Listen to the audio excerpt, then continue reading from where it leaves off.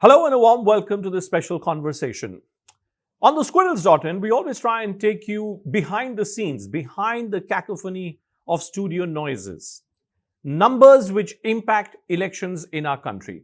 With me, one of the foremost psephologists, election watchers in our country, Amitabh Tiwari, who now has his own venture, Vote Vibe, which is trying to capture the real pulse of people in state after states. Great pleasure for us to have you with us today, Amitabh. Thank you, sir. Thank you for hosting me. Always a pleasure.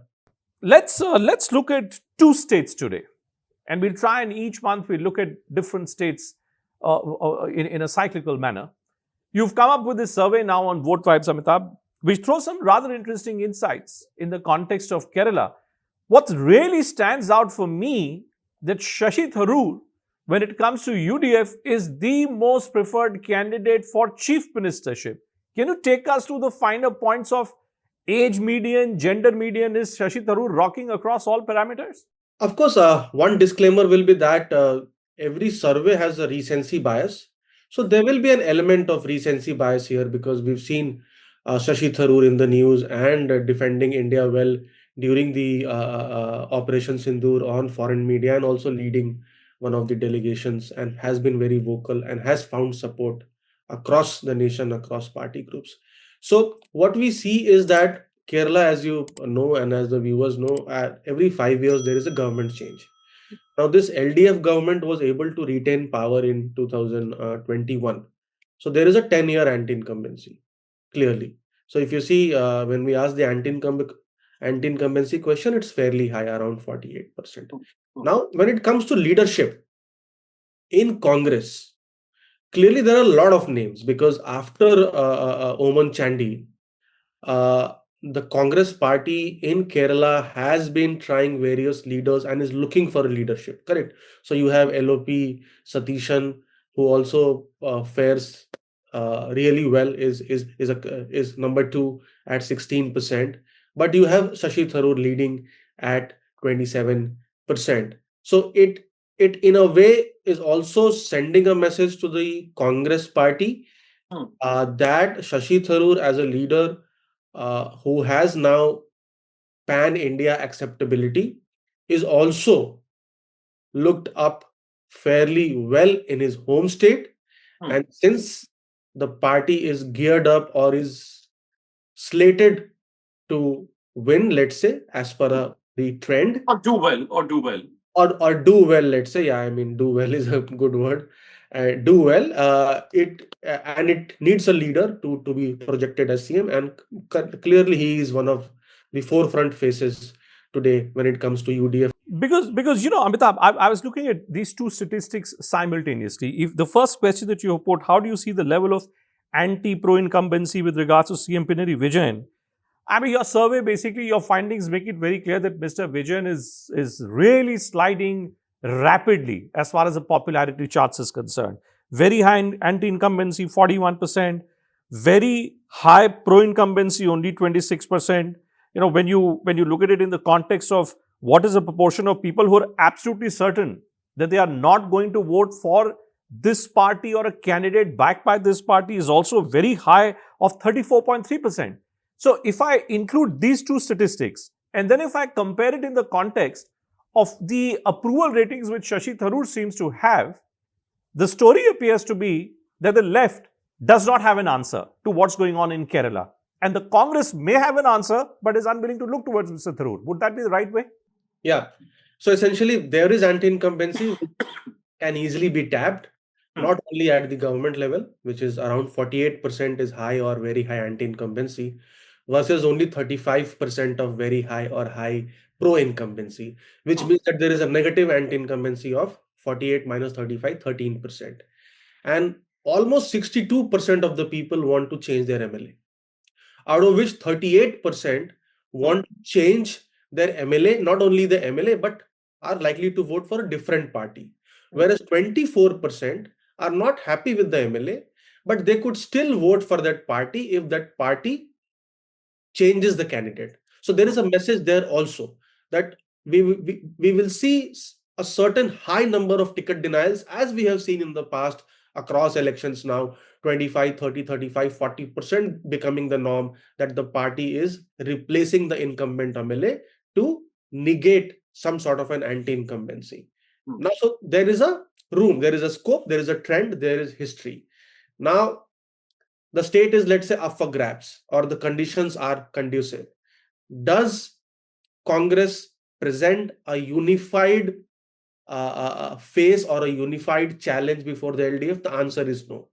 I think if you speak to the LDF guys or the journalists there, they are banking on the fact that the Congress is facing high factionalism and they could still win, just like Haryana, or there could be a surprise result like Haryana, just because of factionalism in the Congress. We have 7, 8 leaders. There is no clarity on the face. Shashi Tharoor leads the pack, but there is also a very high others or can't say number, because the party is not projecting anybody, or the alliance is not projecting anybody with a clear face. So that loophole needs to be tied in by the UDF. But I just want to, you began, Amitabh, by saying that you were giving a rider of sorts, that there may be a bias of the events which are having recently, and so therefore maybe a name or a face can sometimes have a prolonged recall value. Would it be fair to, are we being fair to Shashi Tharoor here, or are we being unfair to Shashi Tharoor here by suggesting that the approval rating which he seems to have is because of all the headlines which he's been grabbing recently post his international trips, post Operation Sindoor? No, we are being fair and unfair both, in the sense that 27% of the people or supporters of UDF want to see him as a CM face, and the next in line is Satishan, the LOP, with 16%. So there is a big gap.